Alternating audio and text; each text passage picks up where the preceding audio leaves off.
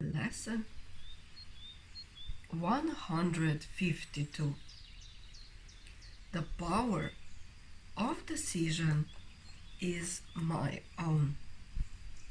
No one can suffer loss unless it be his own decision. No one suffers pain except his choice elects this state for him. No one can grieve, nor fear, nor think him sick unless these are the outcomes that he wants. And no one dies without his own consent. Nothing occurs but represents your wish, and nothing is omitted that you choose. Here is your word, complete in all details. Here is its whole reality for you, and it is only here salvation is. You may believe that this position is extreme and too inclusive to be true, yet can truth have exceptions? If you have the gift of everything, can loss be real? Can pain be part of peace or grief of joy? Can fear and sickness enter in a mind where love and perfect holiness abide? Truth must be all-inclusive, if it be the truth at all, accept no opposite and no exceptions.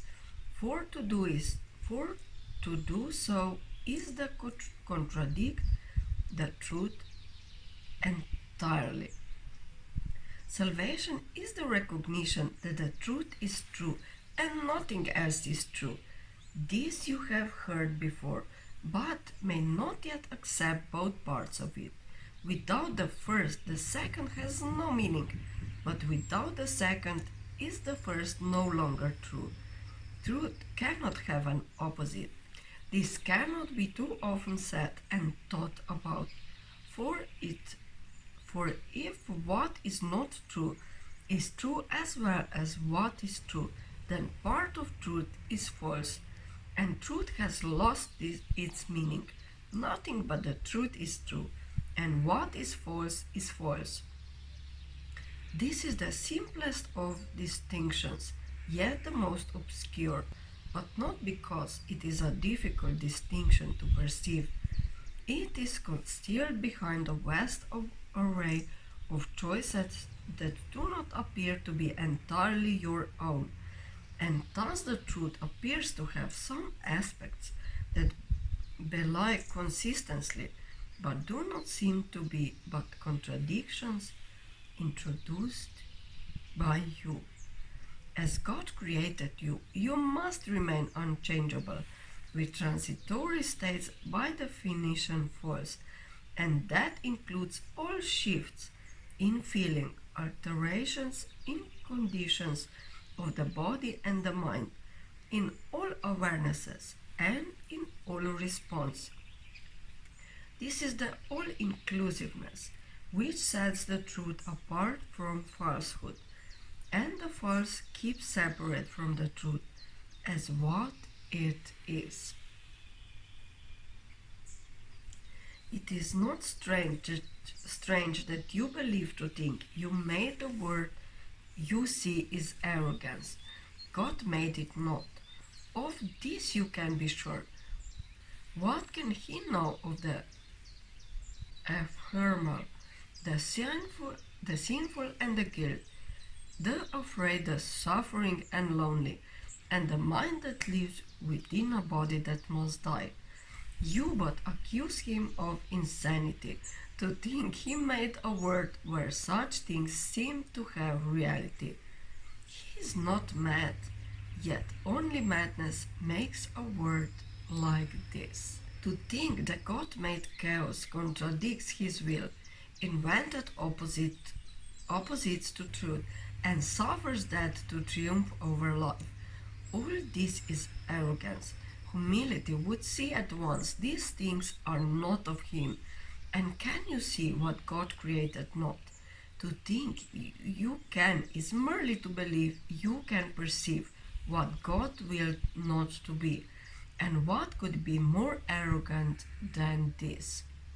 Let us today be truly humble and accept what we have made as what it is. The power of decision is our own. Decide but to accept your rightful place as co-creator of the universe, and all you think you made will disappear. What rises to awareness then will be all that there ever was, eternally as it is now. And it will take the place of self-deceptions made but to usurp the altar to the Father and the Son. Today we practice the humility, abandoning the false pretense by which the ego seeks to prove it arrogant. Only the ego can be arrogant, but truth is humble in acknowledging its mightiness, in changelessness, and its eternal wholeness, all encompassing God's perfect gift to His beloved Son.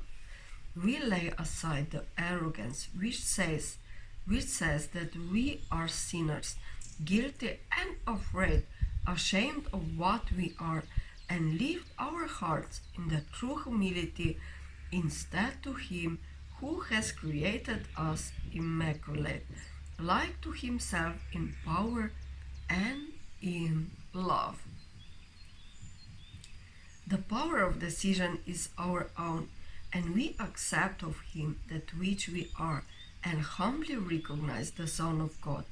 To recognize God's Son implies as well that all self-concepts have been laid aside and recognized as false. Their arrogance has been perceived, and in humility, the radiance of God's Son, His gentleness, His perfect sinlessness, His Father's love, His right to heaven and release from hell are joyously accepted as our own.